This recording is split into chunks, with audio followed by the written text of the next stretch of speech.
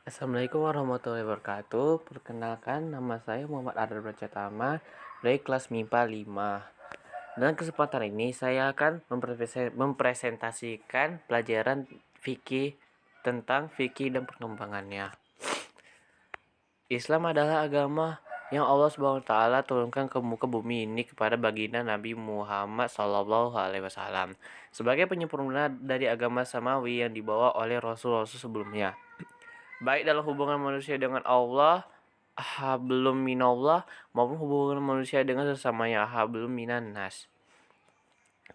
Hal ini karena tugas manusia di dunia ini tidak lain adalah hanya beribadah kepada Allah Subhanahu wa taala. Meskipun itu merupakan tugas manusia, tetapi pelaksanaan ibadah sejatinya bukanlah untuk Allah, karena Allah tidak memerlukan apapun dari manusia. Allah Maha Kaya dan Maha Segala-galanya. Ibadah pada dasarnya adalah kebutuhan dan keutamaan manusia itu sendiri. Di dalam syariat Islam terdapat 3 bagian yang sangat urgen dan tidak dapat dipisahkan antara satu dengan yang lain, yaitu pertama, ilmu tauhid. Ilmu tauhid yaitu hukum atau peraturan-peraturan yang berhubungan dengan dasar keyakinan agama Islam yang tidak boleh diragukan dan harus benar-benar jadi nilai keimanan. Misalnya, peraturan yang berhubungan dengan zat dan sifat Allah Subhanahu wa taala yang harus iman kepadanya, iman kepada rasulnya, malaikat-malaikatnya, kitab-kitabnya, dan iman kepada akhir-akhir, termasuk di dalam kenikmatan dan siksa serta iman kepada qadar baik dan buruk. Ilmu tauhid ini dinamakan juga ilmu akidah atau ilmu kalam. Yang kedua, ilmu akhlak, yaitu peraturan-peraturan yang berhubungan dengan pendidikan dan penyempurnaan jiwa. Misalnya segala peraturan yang mengarah pada perlindungan, keutamaan sifat, dan mencegah buruknya perilaku manusia. Seperti himbauan agar berbuat benar, harus memenuhi janji, harus amanah, dan dilarang berdusta dan berkhianat. Contohnya jual beli, pernikahan, peradilan, dan lain-lain. Yang ketiga, ilmu fikih.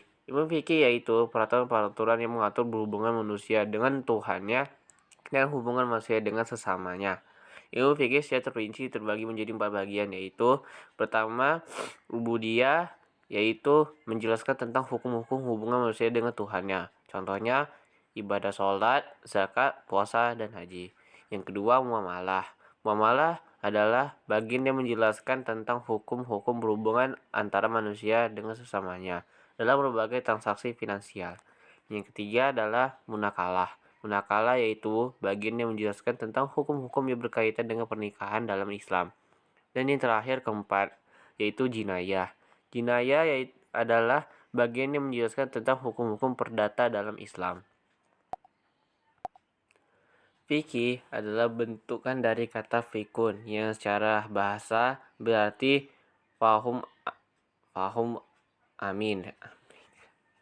Pemahaman yang mendalam yang menghendaki pengarahan potensi akal. Ilmu fikih merupakan salah satu bidang keilmuan dalam syariah Islam yang secara khusus membahas persoalan hukum atau aturan terkait dengan berbagai aspek kehidupan manusia, menyangkut individu, masyarakat, maupun hubungan manusia dengan penciptanya. Definisi fikih secara istilah mengalami perkembangan dari masa ke masa, sehingga tidak bisa pernah ditemukan satu definisinya tunggal. Pada setiap masa itu, para ahli merumuskan pengertiannya sendiri, sebagaimana Imam Abu Hanifah mengemukakan bahwa fikih adalah pengetahuan manusia tentang hak dan kewajibannya. Dengan demikian, fikih bisa dikatakan meliputi seluruh aspek kehidupan manusia dalam berislam, yang bisa masuk pada wilayah akidah, syariah, ibadah, dan akhlak. Selanjutnya, Imam Syafi'i mendefinisikan fikih sebagai ilmu atau pengetahuan sebagai hukum-hukum syariah yang berlandaskan kepada dalil-dalilnya yang terperinci. Pendefinisian Imam Syafi'i ini merupakan pendefinisian yang paling populer di kalangan para fuqaha. Berikut ini perlu dilihat beberapa definisi fikih dikemukakan oleh ulama usul fikih berikut. Yang pertama, ilmu yang mempunyai tema pokok dan kaidah dan prinsip tertentu. Definisi ini muncul dikarenakan kajian fikih yang dilakukan oleh fuqaha menggunakan metode-metode tertentu seperti qiyas, ihtisan, istihzab, istihlaz, dan sadduz zariah. Yang kedua, ilmu tentang hukum syariah yang berkaitan dengan perbuatan manusia, baik dalam bentuk perintah perintah wajib, larangan haram, pilihan atau mubah, anjuran untuk melakukan sunnah, maupun anjuran agar menghindarinya atau makruh, yang didasarkan pada sumber-sumber syariah, bukan akal atau perasaan. Yang ketiga, ilmu tentang hukum syariah yang berkaitan dengan ibadah dan muamalah. Dari sini bisa dimengerti kalau fikih merupakan hukum syariah yang lebih bersifat praktis yang diperoleh dari istidlal atau istinbat, penyimpulan dari sumber-sumber syariah Al-Quran dan hadis. Yang terakhir, fikih diperoleh melalui dalil yang terperinci, tafsir, yakni Al-Quran, hadis, qiyas, dan ijma. Melalui proses istidlal, istinjab atau nazhar. Oleh karena itu tidak disebut fikih, manakala proses analisis untuk menentukan suatu hukum tidak melalui istidlal atau istinbat terhadap salah satu sumber hukum tersebut. Ulama fikih sendiri mendefinisikan fikih sebagai sekumpulan hukum amaliyah yang akan dikerjakan yang disyariatkan dalam Islam. Dalam hal ini kalangan fuqaha membaginya menjadi dua pengertian, yaitu pertama, memelihara hukum furu, hukum keagamaan yang tidak pokok secara mutlak seluruhnya atau sebagiannya. Yang kedua, materi hukum itu tersendiri baik yang bersifat qati maupun yang bersifat zanni. Ruang lingkup fikih. Ruang lingkup yang terdapat pada ilmu fikih adalah semua hukum yang berbentuk amaliyah untuk diamalkan oleh setiap mukallaf atau mukallaf artinya orang yang sudah dibebani atau diberi tanggung jawab melaksanakan ajaran syariat Islam dengan tanda-tanda seperti baligh, berakal, sadar, dan sudah masuk Islam. Hukum yang diatur dalam fikih dan Islam itu sendiri dari hukum wajib, sunnah, mubah, makruh, dan haram. Di samping itu ada pula dalam bentuk yang lain seperti sah, batal, benar, salah, dan sebagainya. Objek pembicaraan ilmu fikih adalah hukum yang bertalian dengan perbuatan orang-orang mukallaf, yakni orang yang telah akil balik dan mempunyai hak dan kewajiban. Adapun ruang lingkupnya seperti telah disebutkan di muka meliputi: pertama, hukum yang bertalian dengan hubungan manusia dengan Khalik-nya. Hukum itu bertalian dengan hukum-hukum ibadah. Yang kedua, hukum yang bertalian dengan muamalat, yaitu hukum yang mengatur hubungan manusia dengan sesama baik pribadi maupun kelompok dalam segi transaksi finansial. Yang ketiga, hukum mukanah, ini sering juga disebut dengan hukum kekeluargaan. Hukum ini mengatur manusia dan keluarga baik awal pembentuknya sampai pada akhirnya. Yang keempat, hukum jinayah atau hukum perdata, yaitu hukum yang mengikat manusia dalam kehidupan sehari-hari dalam berbangsa, bernegara. Keempat, hukum Islam inilah yang dibicarakan dalam kitab-kitab fikih dan terus berkembang hingga saat ini.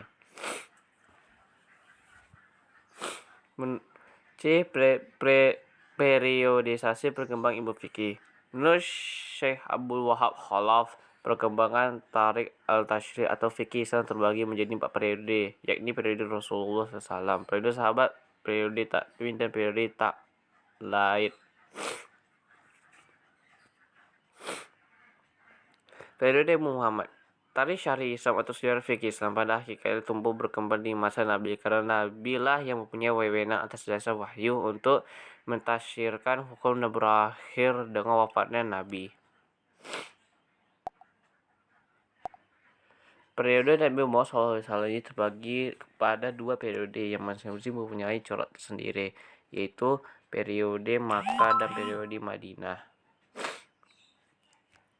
Periode Mekah. Periode pertama dalam periode Nabi ialah periode Mekah, yakni masa selama Nabi Muhammad SAW menetap dan berkedudukan di Makkah selama 12 tahun dan beberapa bulan. Semenjak beliau diangkat menjadi Nabi hingga beliau berhijrah ke Madinah, dalam masa ini umat Islam masih sedikit dan masih lemah, belum dapat membentuk diri sebagai suatu umat yang mempunyai kedaulatan dan kekuasaan yang kuat. Nabi telah mencurahkan tauhid ke dalam jiwa masing-masing individu dalam masyarakat Allah serta menjauhkan manusia dari berhala menuju penghambaan yang nyata. Di samping beliau menjaga diri dari aneka rupa gangguan bangsanya. Yang kedua, periode Madinah. Periode kedua dalam periode Nabi ialah periode Madinah, yakni masa di mana Nabi Muhammad SAW telah berhijrah ke Madinah dan menetap di sana selama 10 tahun sampai beliau wafat. Nah, masa inilah umat Islam berkembang dengan pesatnya dan pengikut terus-menerus bertambah. Nabi SAW mulai membentuk suatu masyarakat Islam yang berkedaulatan. Karena itu timbullah keperluan untuk membentuk syariat dan peraturan-peraturan bagi masyarakat guna mengatur hubungan antar anggota masyarakat satu dengan lainnya dan hubungan mereka yang umat lainnya dalam tatapan kehidupan sehari-hari. Yang kedua, periode sahabat.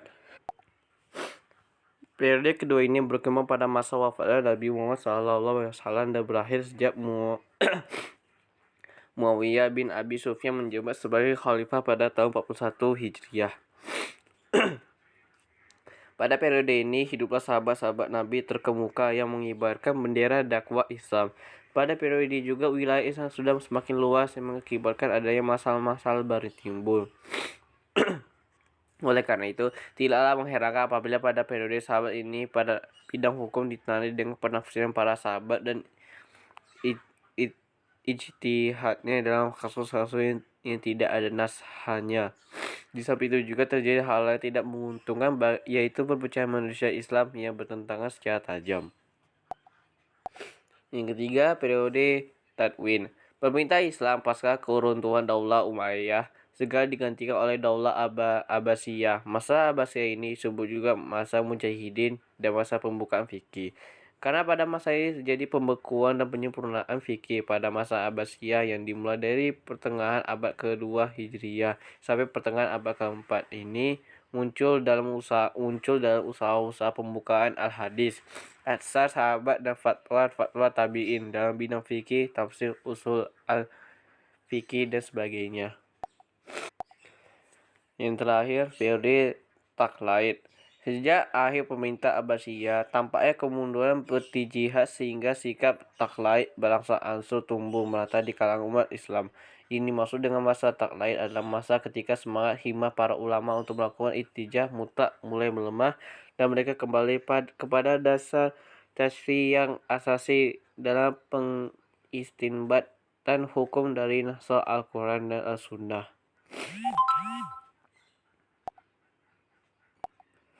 Ini ibadah dan karakteristiknya. Pengertian 1. Pengertian ibadah. Menurut bahasa, ada 4 makna dan pengertian ibadah. Yang pertama, taat. Yang kedua, tunduk. Yang ketiga, hina. Dan yang keempat, pengabdian.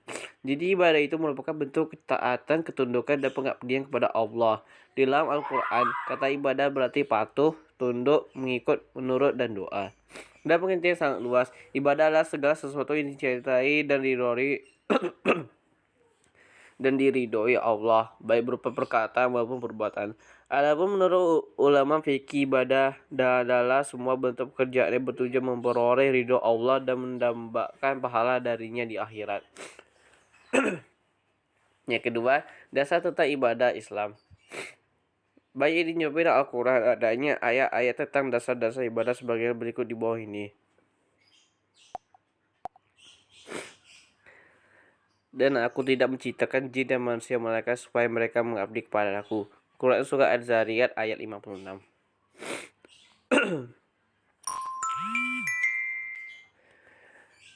Hai manusia, sembahlah Tuhanmu yang telah menciptakanmu dan orang-orang yang sebelummu agar kamu bertakwa.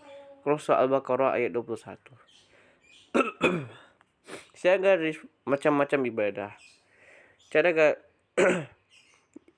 ibadah mahdah, yakni ibadah yang khusus berbentuk praktik atau perbuatan yang menghubungkan antara hamba dan Allah melalui cara yang telah ditentukan dan diatur atau dicontohkan oleh Rasulullah SAW.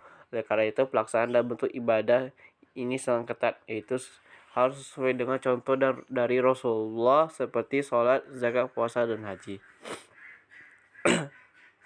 Yang kedua, ibadah ghairu mahdah, yaitu ibadah umum berbentuk hubungan antara manusia dengan alam yang memiliki nilai ibadah.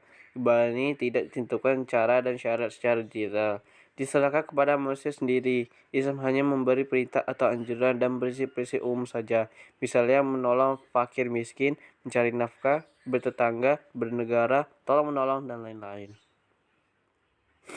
Dari segi pelaksanaannya ada yang pertama, ibadah jasmania ruhnia, yaitu perpaduan ibadah antara jasmani dan rohani, misalnya sholat dan puasa.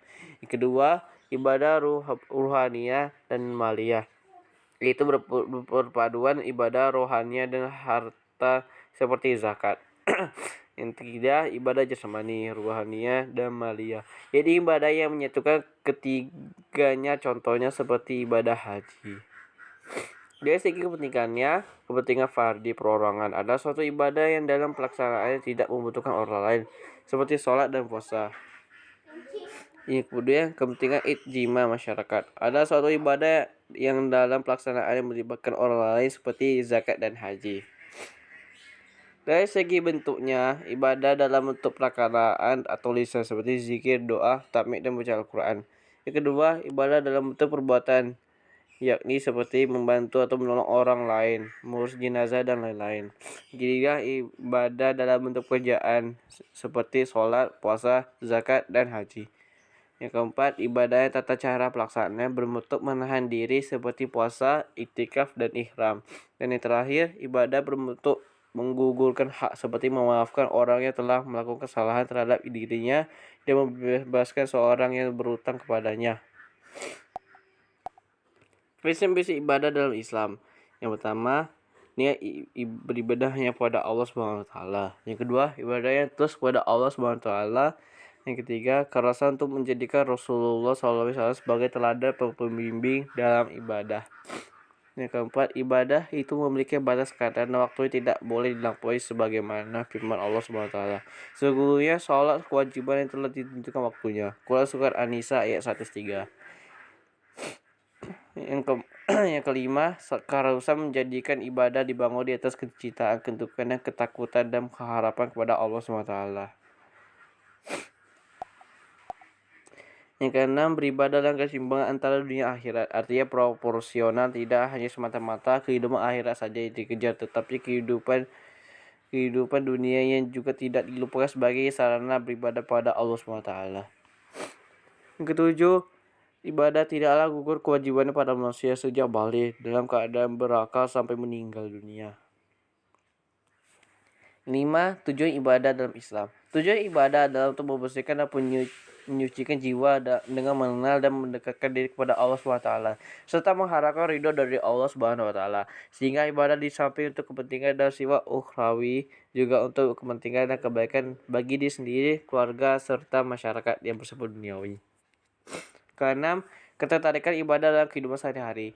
Ibadah dalam Islam menempati posisi yang paling utama dan menjadi titik sentral seluruh aktivitas manusia, sehingga apa saja dilakukan oleh manusia bisa bernilai ibadah, namun tergantung pada niatnya masing-masing. Maka dapat dikatakan bahwa aktivitas manusia dapat bernilai ganda, yaitu bernilai material dan bernilai spiritual. Dalam hukum materi ini terdapat ilmu fikih secara terperinci terbagi menjadi 4 bagian, yaitu budiyah atau ibadah, yaitu menjelaskan tentang hukum hubungan manusia dengan Tuhannya. Contohnya ibadah adalah sholat, zakat, puasa, dan haji. Yang kedua, muamalah atau transaksi, yaitu bagian menjelaskan tentang hukum-hukum hubungan antara manusia dengan sesamanya dalam berbagai transaksi finansial. Munakahah atau pernikahan, yaitu bagian yang menjelaskan tentang hukum-hukum yang berkaitan dengan pernikahan dalam Islam. Yang kedua, periodisasi perkara ilmu fikih terbagi 4, yaitu periode Rasulullah SAW. Ini terbagi menjadi 2, yaitu periode Mekah dan periode Madinah. Yang kedua, periode sahabat. Yang ketiga, periode takwin. Dan yang terakhir, periode taklai. Yang ketiga, ibadah adalah segala amal atau perbuatan yang dicintai dan diridhoi Allah, baik berupa perkataan, perbuatan, atau tingkah laku. Mungkin dari saya. Assalamualaikum warahmatullahi wabarakatuh.